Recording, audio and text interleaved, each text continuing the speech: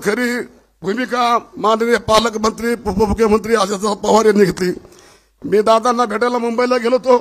6 महिने त्यांनी स्मारकाची कमिटी नेमली होती पूर्वी, पण दादांशी मी जरा वाद संवाद केला। दादा म्हणलं तुमच्याकडून समाजाच्या फार अपेक्षित 6 महिन्याला स्मारकाची कमिटी तुमच्या आघाडी काळात झाली, पण तुम्ही दिला होता शब्द, पेपरला बातमी होती की भूसंपादन प्रक्रियेला 100 कोटी देईल आणि बांधकामाला 100 कोटी देईल, 1 रुपये पण आला नाही। दादा आम्हाला तुमच्याकडे फार अपेक्षित।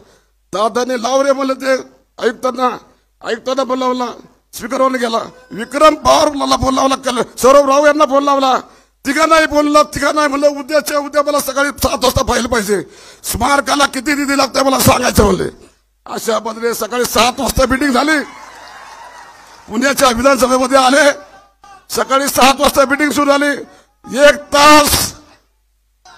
तास लवजीच्या स्मारकात चर्चा झाली।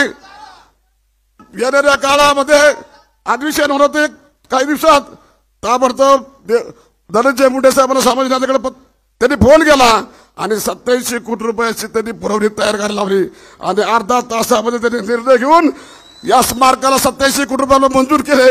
दादांमुळे ही जागाला भूसंपादन प्रक्रिया झाली आणि जागा मार्गाला पैसे गेले आणि आता आपल्याकडे 101 कोटी रुपयाचं देऊन जागा 100% आपल्या ताब्यात आली।